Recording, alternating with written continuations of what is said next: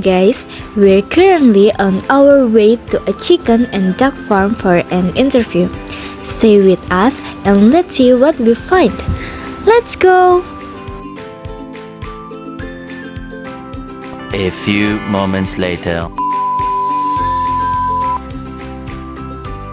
Alright guys, we're finally here at the chicken and duck farm.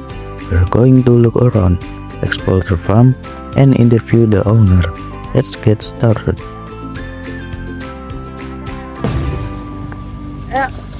Nah, kita akan bertemu dengan A few moments later. Nah, jadi kita akan bertemu dengan pemilik peternakan ini. Mana ya dia? Halo teman-teman. Jadi ini yang punya peternakan tersebut. Nah, kita akan lanjut ke wawancaranya. Oke Mas, sebenarnya perkenalkan diri dulu. Oke, nama saya Muhammad Arya Wiryawicaksana yang memiliki peternakan di sini.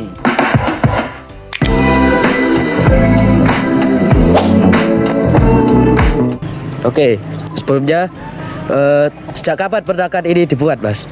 Dari kelas 1 SMP, pas awal COVID awalnya nggak mentong nggak apa. Pertama itu dari ayam kampung. Kemudian jenis-jenis hewan yang di peternakan itu apa aja ya Mas? Untuk jenis-jenisnya itu mentok, terus ayam petelur sama ayam kampung sama lele, udah itu aja. Untuk jumlahnya kira-kira ada berapa ya? Untuk di sini indukan mentoknya itu ada 11, jantannya 2. Dan untuk ayam petelurnya itu sekitar ada 28 ekor.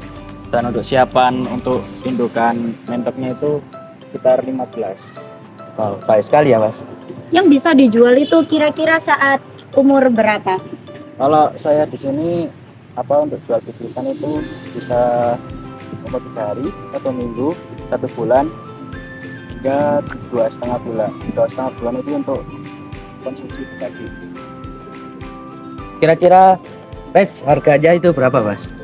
Untuk range harga yang umur 3 hari itu 15.000, untuk yang 1 minggu itu 20, dan yang 2,5 bulan itu untuk daging itu sekitar 60.000 sampai 85.000. Oh, berarti gitu ya Mas. Oh, terus abis itu mulai ternak itu karena hobi atau emang karena turunan orang tua atau gimana? Dulu sih kakak saya pernah melihara bebek, terus saya pengen nyoba, ternyata kok cocok, akhirnya ya melihara mentok. Kalau dari banyaknya hewan di sini apa nggak keganggu sama kotoran-kotorannya? Kan ada berbagai macam hewan di sini. Enggak, karena ini nggak becek. Kalau becek biasanya kan bau kan. Jadi kalau kering itu nggak bau. Dan saya biasanya ngasih biar nggak bau itu ada obatnya. Kalau boleh tahu obatnya itu apa Mas? Obatnya itu E4. E4. Ya. Tapi kebetulan lagi habis. Oh. Ya. Kalau untuk limbahnya sendiri itu bagaimana caranya untuk mengelolanya?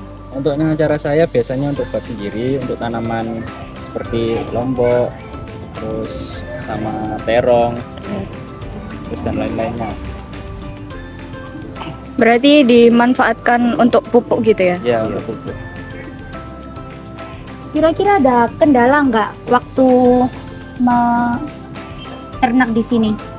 Alhamdulillah sih tidak ada, karena bisa diolah untuk pupuk dan untuk bisa buat kebutuhan diri sendiri. Ini nih, kira-kira berapa biaya buat peternakan ini? Kira-kira aja. Kalau untuk kandang yang pertama ya 150. Ya, untuk kandang kecil-kecilan. Terus awalnya nambah. Paling sekitar untuk kandang semua ini paling sekitar 3.500. 3 juta. Ya. Itu sudah sama hewannya atau kandang doang? Enggak, kandang doang. Oh, kandang doang. Ya. Kira-kira dalam pengolahan limbah ini ada nggak kesulitan yang pernah dialami gitu? Enggak ada sih. Nggak ada. Aman berarti. Terus solusi apa yang diterapkan peternakan untuk mengurangi dampak limbahnya? Misal kayak dampak limbah bagi lingkungan gitu. Untuk mengurangi sih Pak ya.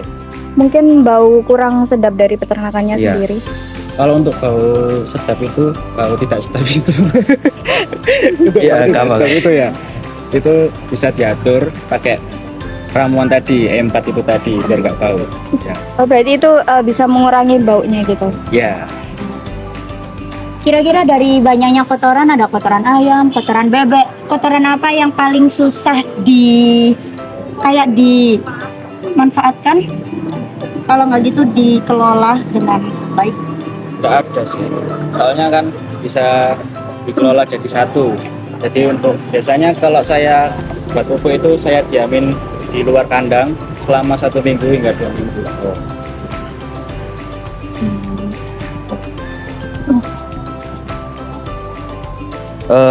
Apakah limbah bebek itu bisa berpotensi menimbulkan penyakit pada ternak lele itu? Lele? Ternak yang lain maksudnya. Enggak sih, karena itu kan apa? Kalau tergantung kotorannya. Kalau kotorannya becek itu bisa membuat entok itu peliharaan di sini sakit karena amoniaknya kan masih hidup. Tapi kalau kering itu enggak. Seberapa sering sih kamu membersihkannya dari kandang gitu? Hingga biasanya 1 bulan sekali. Ya, dan biasanya itu dikasih diinfektan yaitu apa ya, Wipol sama apa itu. Iya. Ya, nanti disemprotkan di seluruh kandang.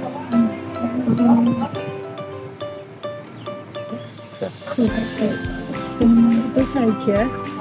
Ya sudah, itu saja. Mungkin itu saja Iya, iya. wawancara dari kami. Terima kasih Terima kasih banyak banyak. atas Yes. waktunya ya Mas. Iya, Oke. Ngomong aja nang kamera aja. Sekian wawancara dari kami. Oh, mungkin untuk selanjutnya kita akan melihat-lihat kandang di sekitar. Dan bagaimana cara mengelola limbahnya tersendiri. Boleh.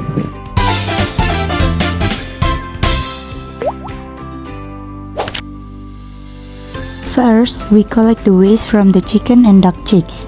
We make sure to gather it carefully and separate it from any trash or unwanted materials. Next, the waste is dried. If it is still moist, we spread it out under the sun and let it dry completely. Drying is important to reduce the smell and prevent bacteria from growing. However, if the waste is already dry, there is no need to dry it again and it can be used immediately. After that, once the waste is fully dry, it's ready to be used as organic fertilizer. Finally, we apply the dried waste to the soil around the plains. This helps improve soil fertility and supports healthy plant growth. Baik, itu adalah langkah-langkah saya cara untuk untuk mengelola limbah. Karena dari sesuatu yang tidak berharga menjadi berharga. Oke, terima kasih.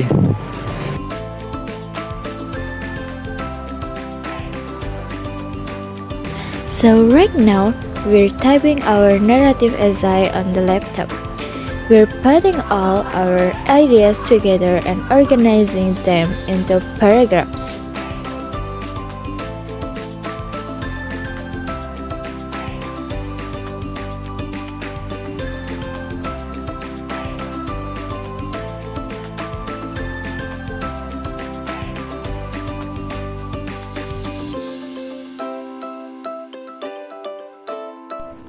We also reflect on what we could do to contribute. We suggest creating a simple schedule to monitor waste more efficiently and helping him collect and sort organic waste during our visits. We realized that educating neighbors about composting and proper waste disposal could reduce complaints and improve environmental awareness. Our small action as students still made a meaningful contribution to sustainability. This showed us that even young people could take responsibility and make a difference. Wassalamualaikum warahmatullahi wabarakatuh. See you.